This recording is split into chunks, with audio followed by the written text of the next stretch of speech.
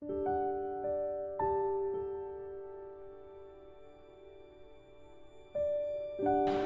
cukupkan dengan mengucapkan di lisan, bergerak dengan dengan anggota tubuh.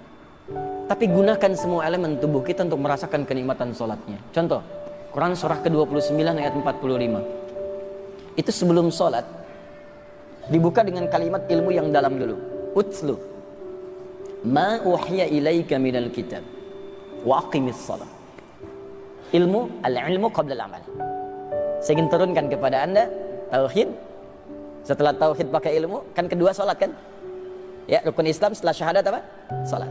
Sebelum sholat, kata Allah, utslu ma uhiya ilaika minal kitab. Ini perintah pada Nabi Muhammad, otomatis perintah kepada kita. Baca dulu. Diterjemahkan bacalah. Padahal utslu itu dari kata tilawah. Maknanya 3. Tilawah itu punya 3 makna. 1 baca, 2 pahami, 3 amalkan apa yang telah dipahami itu. Baca, pahami, amalkan. Kata Allah, kalau sholatnya ingin enak, ingin khusyuk, ingin nikmat, maka sebelum sholat, baca dulu, pahami dulu semua bacaan-bacaan dan gerakan dalam sholat yang telah diajarkan dalam Al-Quran dan petunjuk-petunjuk Nabi. Saya mau takbir nih. Baca dulu, pahami dulu. Bagaimana cara takbir yang benar? Angkat tangan sejajar dengan bahu, jajar dengan daun telinga, fleksibel, silahkan mana yang mau dipilih. Ucapkan kalimat Allahu Akbar. Pahami kalimatnya, jangan cuma diucapkan. Pahami, tahu artinya Allah Maha Besar. Serapkan kepada hati.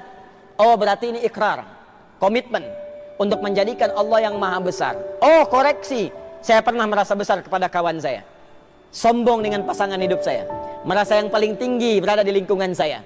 Sombong berarti merasa akbar. Padahal tiap hari mengatakan Allahu Akbar, Allah yang paling akbar, dihisab tuh di hari kiamat. Makanya orang yang benar salatnya ketika dia bertakbir, tangan mengangkat, lisan mengucapkan Allahu Akbar, pikiran menerjemahkan Allah yang Maha Besar. Kalau pikiran sudah otomatis diikutkan beraktivitas dalam salat, dia tidak akan liar, Pak. Gak akan liar.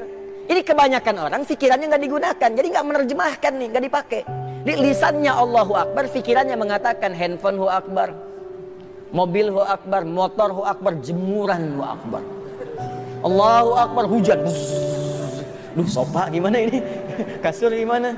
Dipoe ini, lagi dijemur. Wah, ingat semua, muncul. Jadi sejadah nggak kelihatan, ujung-ujungnya apa? Hatta la yash'ural musalli kam raka'atan yusalli. Sampai ada orang sholat nggak sadar berapa rakaat dia sedang sholat. Begitu kata Nabi dalam hadis riwayat Abu Daud. Ada orang nggak sadar dan jadi mainan setan. Setan tuh masuk dalam sholat, ikut dia. Bahkan dalam wudhu pun sudah ada setan menggoda orang wudhu, namanya walhan. Setan wudhu tuh, setan wudhu, bayangkan. Walhan namanya. Apa yang dia goda? Dibikin kita itu lupa, bingung. Batal nggak ya? Batal nggak ya? Batal nggak ya? Itu tuh. Ya, sampai kemudian sholat pun masih ragu. Itu walhan namanya. Saat masuk sholat, takbir, sebelum sholat didiamkan dulu. Setan tuh pinter, keblinger. Ya, itu intelektual yang sesat. Ya, itu setan itu. Intelektual yang sesat. Ya, jadi pintar cara memetakannya. Sebelum sholat, Pak, wudhu, kalau udah yakin nih, mau takbir nggak diganggu, Bu. Kayaknya fokus kita itu, nggak diganggu sebelum takbir. Dan tahu mau sholat subuh, tahu itu, tahu dia. Ya, tahu betul dan nggak diganggu. Imamnya tahu siapa, kanan kiri tahu siapa. Tapi begitu Anda takbir, فَإِذَا كَبَّرَ فَيَقُولُ شَيْطَانُ أُذْكُرْ كَذَا أُذْكُرْ كَذَا. Tapi ketika dia baru takbir Allahu Akbar, barulah dia memulai di situ petualangannya. Dia katakan, kata Nabi, ingat ini ya, ingat itu ya. Makanya orang otomatis kalau sudah takbir Allahu Akbar, ingat samping kanan saya, tuh, kiri saya. Terus disebar ke belakang sampai memorinya mundur.